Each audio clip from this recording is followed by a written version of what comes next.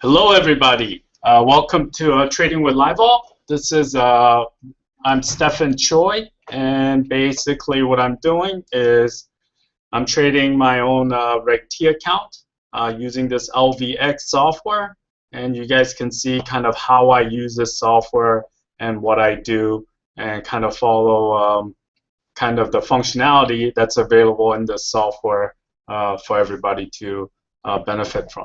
So let's just go straight to the trading. So pretty much I'm a little down today, mostly from this trade. It's the trader minute guys. For those of you guys following me, I kind of just do whatever those guys do. And so other than that, I'm kind of pretty much flat. So let's kind of review some of the stocks. So Apple, it finally did break out, although I kind of like put all my eggs in the basket here. It didn't really work out, but it looks like it broke out to the upside, kind of what I was thinking would happen. I do have some call spreads on this, so eventually I think they'll come in. I was thinking that it'll settle, and then I'll put some more call spread, but I'll just, looks like it's kind of running away, so maybe the opportunity is not there for a little bit. So that's about it for Apple. Facebook, I sold that strangle for earnings, which was correct, but then I kind of added on to that position instead of just closing, which I think probably in hindsight was not the right move. But I thought it was pretty good, the earnings report, and I kind of thought it would maintain the 62 to 65 range, but it's off by $7. But it's only April 28th, so I still have about 3 weeks to see if Facebook can come back. So my thinking is maybe I'll go down somewhere here, hang out for a few days, consolidate, and then maybe I'll start moving back up again. So that's that. Mostly, I'm kind of, if you guys see my position, I'm kind of tapped out on my margin. So I can't do too much. So for today, I don't even have really any trades going on just because, number one, my margin, and then number two, I'm actually leaving in the middle of the week. So I won't be really able to look at my positions that closely. So I figured, I have most of my money down on most of these bets. So I'm just going to kind of wait and see, I guess. The other one is Bank of America. Apparently, they miscalculated some, capital requirements. So it's taking a dollar beating. I think for me, in the long term, I'm still bullish. So if anything, maybe I can try to buy some more call spread. As you guys know, I have this call spread, 15-17. So I kind of want to illustrate something in doing this. So basically, I bought this 15-17 call spread for $1, as you guys recall, and I was trying to make $1 out of it. So I was trying to get 100% return by end of January.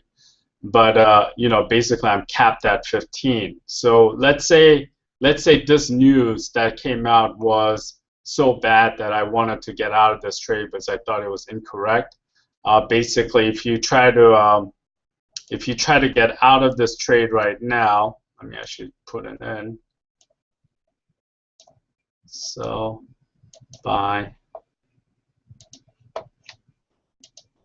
Here you go. It's I paid 97 actually, I think. So you can get out for 73. So you would lose about 24 cents or about a quarter of your value.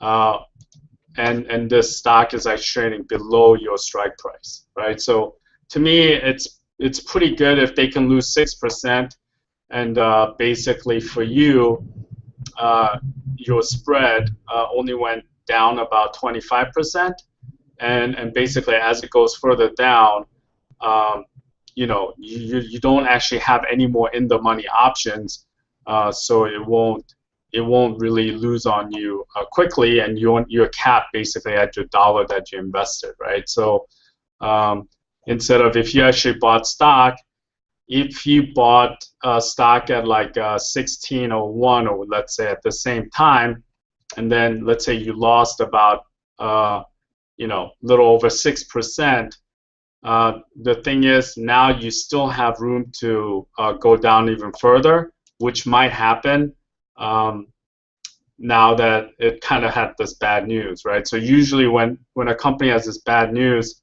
like this one, until they figure it out, usually they don't just recover right away. That's usually, even though I'm kind of still bullish on it, in my opinion, maybe you can find the right time to get back in. If you look at the stats, pretty much it's been a little mixed. If you look at this, people are still bullish, right? So they're selling the June 15 puts and buying the June 13 puts. And they're selling it for 38 cents, right? And they have a max loss of $2 on that spread. So, just generally looking at it, like if you look at this trade, June 21.16 calls, they're buying 8,000 of them. So I'm not sure, how dire straight it is. If you look at the vol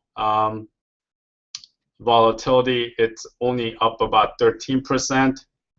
So, a news like that, if it was dire straight, probably would have had a higher jump, but it didn't. So we'll see what happens. So that's Bank of America. I decided to incorporate earnings report as well into this one, just because there wasn't enough time, because I'm gonna have some guests later on today, so we can cover some of those as well. But so that's all of those. And I was looking at some of the trades that was coming in. There wasn't that much, but this was a little interesting. People are buying these June 21.90 puts in it's a Mercado Libre. I guess for those of you guys who don't know, and they're active in the e-commerce industry. If you look at the chart, let me look at the 2-year. Basically, it looks like kind of it's in a little precarious position. Let me punch it up here.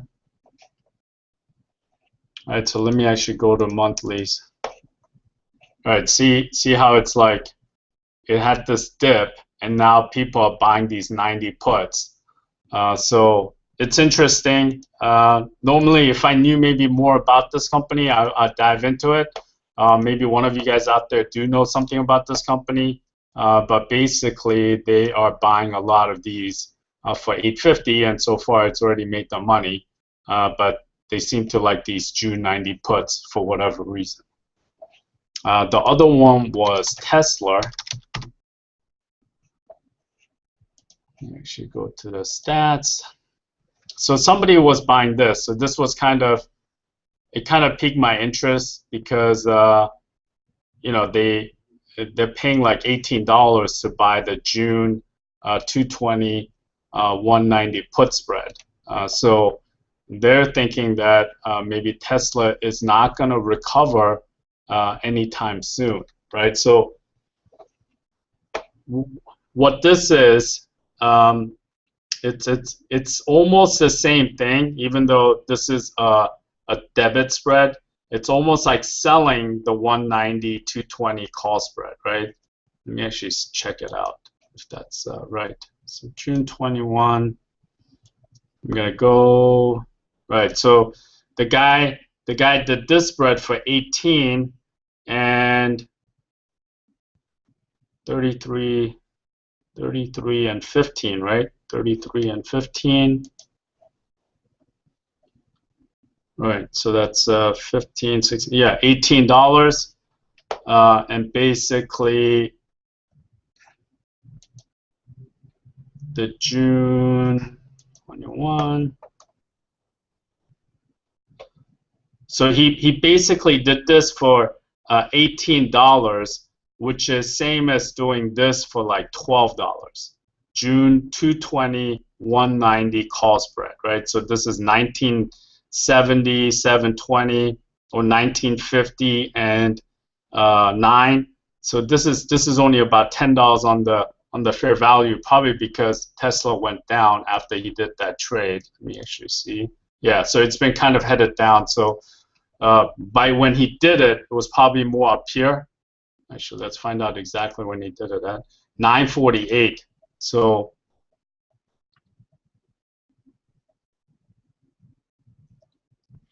yeah, so he did it. He did it right here, 948. Right, so right around here, Tesla went up and now it's down.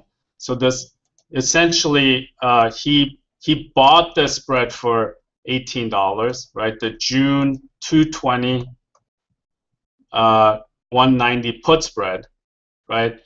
But essentially his opinion is exactly the same as if you sold the June 190 220 call spread. So if you sold this call spread, right, for 12 bucks, let's say, which is opposite of buying these puts for $18, what you're saying is you don't think Tesla is going to trade basically above $202 come June expiration, right? So let's actually look at it.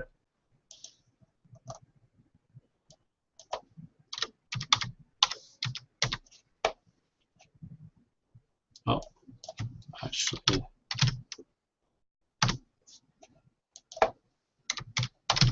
Boom. Okay, so yeah, so that's what he's saying. He's essentially betting that Tesla is, you know, it might not go to like down here 150, but basically he's saying like it's not moving anywhere for the next couple of months. It's every rally will be sold and it's gonna hang around here for a while, right? Otherwise you wouldn't sell the 190s because if you whatever price you thought the stock was going to go on this option trade is what you would be selling, right? So for example, if you thought that, let's say Tesla's bottom was 180, well, you buy the 220s and sell the 180 puts. You wouldn't sell the 190 puts. You're selling 190 puts because what you're saying is you don't think it's going to go anywhere, right? You think actually Tesla is going to hang out here for the next couple of months. So what he's doing is selling the Junes and you know, buying something else further out, the upside call. So the max he can lose is $18, and so it's the same thing as selling these call spread. It's pretty interesting. I kind of like the bet.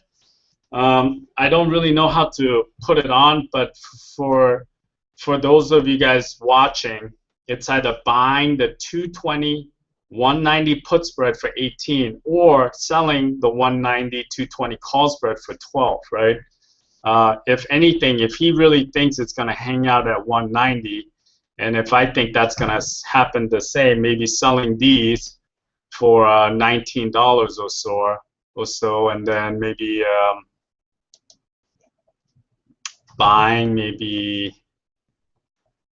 September 210s for 19 might actually not be a bad idea. So what that means is if I think it's going to hang out here for a while, right, just like that guy, maybe I can do this for even, and if Tesla stays at this point or relatively around this place, the decay will eat in and you'll collect the decay, and these won't decay as much, and then if it goes down, well, you paid even, right? So you paid even. So if it goes down, you're not going to lose anything.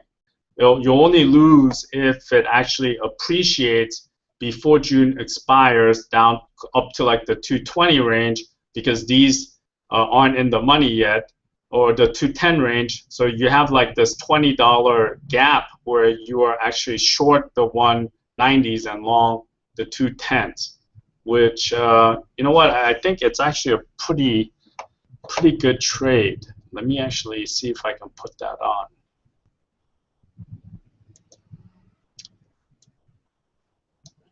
The only problem right now is that it's gonna cost me $1,900, right? Even if I get it for, right, so let's say I'm saying, hey, I want to get it for even, and I'll do it one time, right?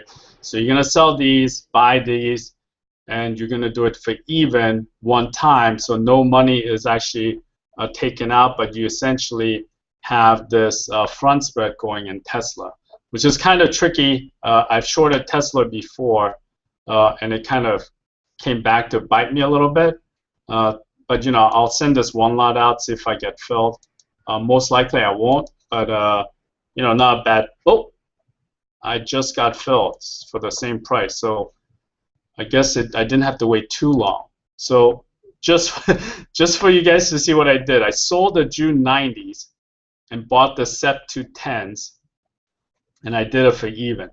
And my general thinking is that it's just gonna hang out here for a while, right? So it's gonna hang out here, and I'm gonna own these, and hopefully this decays faster than this one. All right, so I didn't think I was actually gonna do a trade, but I ended up doing one. This is VALE.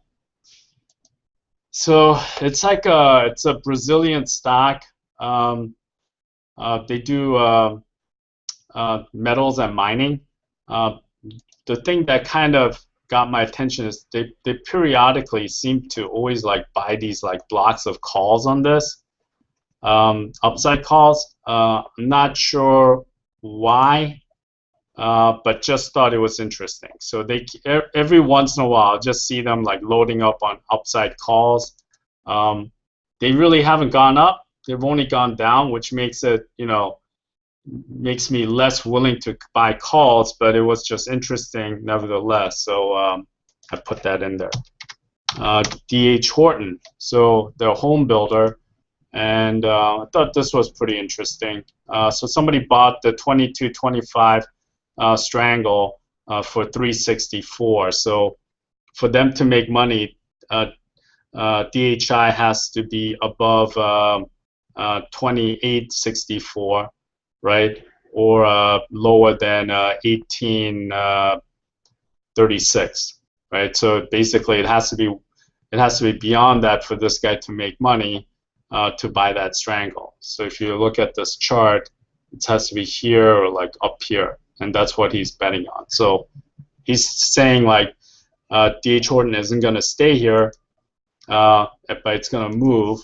And his thing is it's going to move by January of next year. So he doesn't know when, but he thinks it's going to move. Maybe one of the things you could do is maybe if he thinks it's going to happen more later on this year, then you can maybe sell the strangle or sell the straddle, knowing that you have the strangle, right? So if you sold the straddle, let me just. So let's say like they had this earnings, you think it's going to be around here, you can actually sell, let's say you're going to do June's, because it gives you a little more buffer. So let's say you sell like the June 22, 23 strangle, right? And then basically what you're going to do, or June 23 straddle, right? So you sell those, knowing that you own these as a stop. So you're essentially doing like a time condor. So you're using this to your advantage by keep selling the straddle if you think like DHI Horton is not going to move too much. Let me actually go to some of the earnings. So let me actually go to Diebold. So Diebold, the reason I put this one in there is people seem to be buying a lot of June puts, right? The curious thing is on April 17th, and the reason I know about it is I had to write a blog about it. They were buying these April puts, right? So let me actually go to the April. I think it might be here. Right. So they were rolling out of April, and and going into May. So they bought these puts, and then the next day they're buying more May puts, right? So this, whoever is making these bets, and if you look at the reason it makes, you know, a lot of people, there's a lot of block trades and issues, but in DBD there isn't too much, right? You can see the open interest, like it's in the hundreds, maybe some of them are in the thousands. It's curious that you know, this person, this is the highest open interest, and tomorrow if this volume stands up, it'll be the highest open interest, and they'll have earnings tomorrow before open. Like I'm not, don't know anything about Diebold, so it's not something I'll just piggyback, because I don't really, it's just a bet going down, right? And unless I have some reason behind it, it's hard to just piggyback off the order flow alone. But I thought this was interesting for those of you guys who trade DBD to see that the block trades and the largest open interest essentially is buying puts just before earnings, which is going to be tomorrow before the market open. All right, so one of the things about DBD, let me just talk to you guys about. So if you look at DBD, right, if you go to stats, it's at the 90th percentile of the IV30, so it's pretty high up there, right? It's in the 90th percentile. The options are implying a 4.6% move on the stock, and basically the stock has moved 4.2% in the last 12 quarters. So it's moved 4.2% in the last 12 quarters. It's predicting 4.6% move this time around. One thing that is actually of note, though, is the last 4 quarters, it's moved 4.8%. So in terms of like the actual value of the option, it seems like they're valuing it relatively correctly to how much the stock has moved in the past. The curiousness is the fact that they're just buying puts, right? So not too much calls, they're just buying puts. So thought that was pretty interesting. HLF, as you guys know, this company comes in news once in a while. So they're gonna report earnings. If you look at it, pretty much nothing there that stands out. You know, more puts than calls, but that's kind of expected, I think, in this for HLF. But if you look at it, there's no unusual order flow. It is at 42 percentile of the 52-week trading range, which kind of lets you know that this isn't necessarily the most important news when it comes to Herbalife. Probably all the investigation stuff is bigger. And if you look at it, it's saying it's going to move 2.1% after earnings announcements, when in the last 12 quarters it's moved 5.6% on the average. One thing of note, though, like DBD, the last 4 earnings, it's only moved an average of 1.9%, probably because of all the activists. So the earnings are almost secondary to the fact that whether they actually are running a legitimate business or not, right? So let's, the next one is Triple D. So this company is on news quite often. I think it's either you believe in this company and the system, the 3D printing, or basically if you look at valuation, this company is not really worth too much, right? So this company probably has a lot more to go if you're thinking about valuation. My general thinking is, since people are kind of getting off the momentum stocks, not that big on basically playing any call side. If anything, I think like almost every one of these momentum stocks, it'll be worth it if the volatility is high enough. And for this one, it's 88% to do some kind of call spread, right? Like, look at the calls that's selling here. Like, this is crazy. Like the 145s. So it's like a 300. It's over 300%. That the stock will have to appreciate, and these still won't be in the money, right? So that's how far out.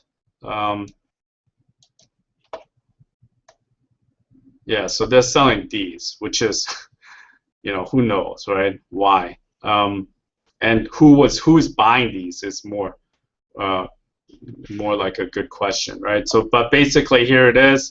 Maybe if you leg it, you can kind of mess with this wings and get some fills at a good price.